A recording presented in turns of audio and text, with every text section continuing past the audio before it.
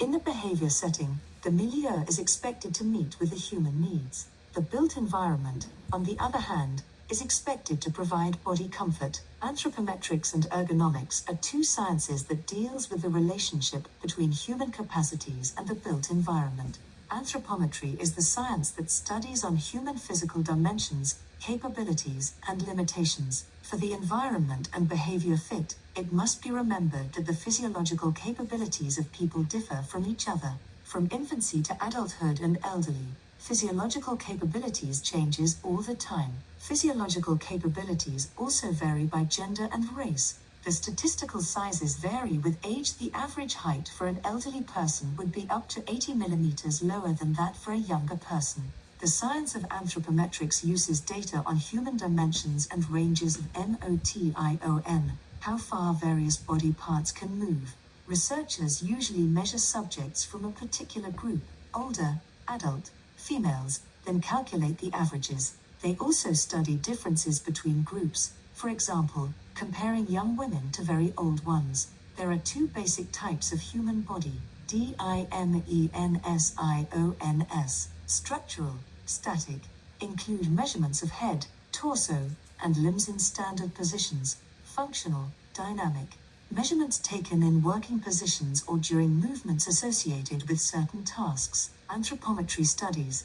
The Vitruvian Man is translated from Italian to English as the proportions of the human body according to Vitruvius. Vitruvius was a Roman architect and author, civil and military engineer, who discussed about perfect proportion in architecture. Vitruvius's studies influenced Da Vinci to discover the rules of proportions between the parts of the human body. Da Vinci believed that the ideal human proportions were determined by the harmonious proportions that he believed governed the universe. To him, the ideal man would fit cleanly into a circle as depicted in his famed drawing of Vitruvian Man. Like Da Vinci, Le Corbusier also searched for harmonic proportions of human body that were an appropriate means of design.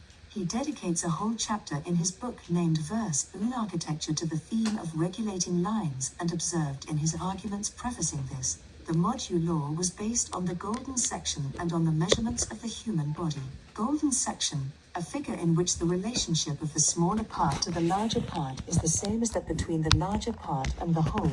Le Corbusier took a person 6 feet or 1.83 meters tall as his norm, the height of the navel being 1.13 meters and that of the outstretched hand 2.26 meters above the ground. Le Corbusier developed many standards based on his studies on human proportions. Le Corbusier put the concept of golden section in the facades using baseline of 12 degrees to determine the rule of dividing the main part and the central ramp/window/roadway. As mentioned earlier, anthropometry deals with human physical dimensions, capabilities, and limitations. Human metabolism also have capabilities for bodily heat exchanges with the environment. Comfortable temperature for an individual depends on that person's activity and clothing and on the characteristics of the person involved.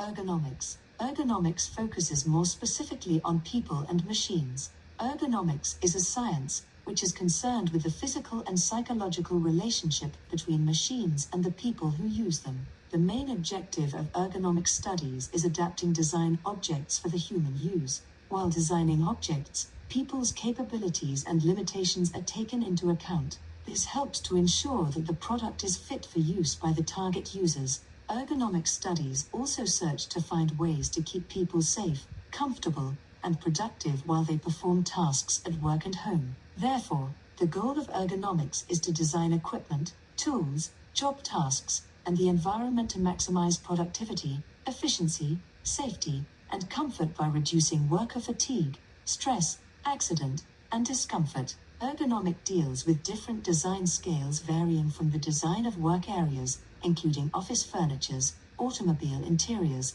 and aircraft cockpits, etc., to the disposition of switches and gauges on the control panels of machinery to determining the size, shape, and layout of keys on computer terminals and character height, color, and clarity on video displays. That is why the field of ergonomics is also sometimes called human or human factors engineering, engineering psychology, and biotechnology.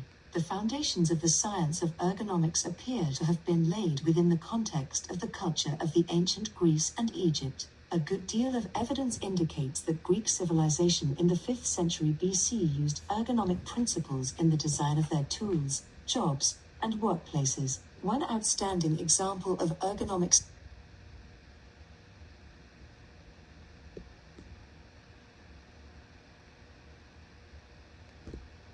studies in ancient Greece can be found in the description of Hippocrates gave of how a surgeon's workplace should be designed, how the tools he uses should be arranged.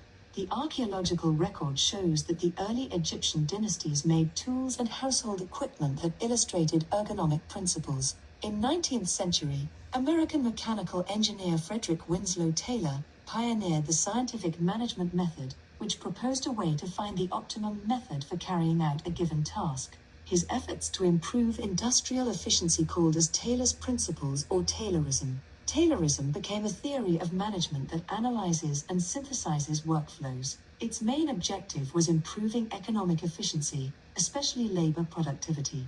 Le Corbusier's studies in the 20th century also contributed in the residential environment. Today, ergonomics have become a multidisciplinary science. Ergonomics, industrial design, psychology, anthropometry, applied physiology, environmental medicine, engineering, statistics, and operations research.